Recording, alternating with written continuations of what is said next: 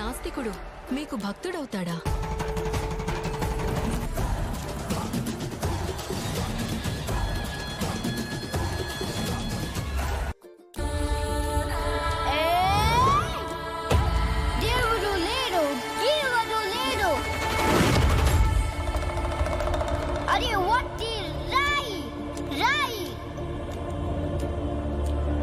వాయులింగం కోసం తిన్నడిని, ఆడి గూడాన్ని, అడవిని నాశనం చేసి వాయులింగాన్ని తెచ్చుకుంటా.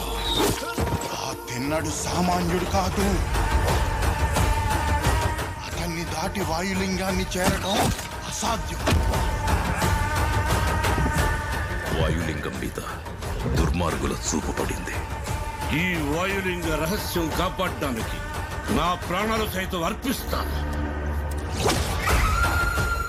ఈ గూడెంలో ఏ బిడ్డకి ఆపద రానివ్వను. ఇది నా ఆన, తిన్నడి ఆన.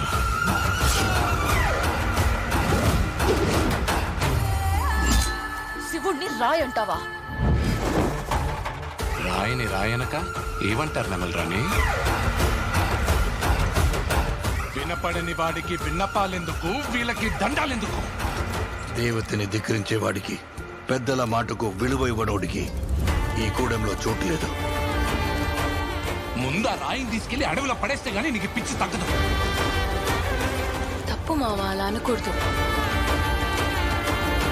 ఇలాంటి వాడు మీకు గొప్ప భక్తుడవుతాడని నమ్మకం ఏంటి ప్రభు? నీతో పాటే నేను ఆ సమయం కోసం ఎదురు చూస్తూ ఉన్నాను.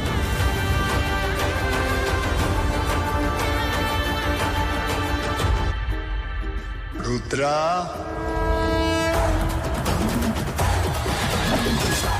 ఎవరు నువ్వు? ఆ పెద్దోళ్ళందరికంటే నేనే పెద్దోడిని. నన్ను మించిన శివభక్తుడా ఈ సృష్టిలో లేడు. ఏమో అనుకున్నాను. నువ్వు నీ దేవుడు తోడు దొంగలే.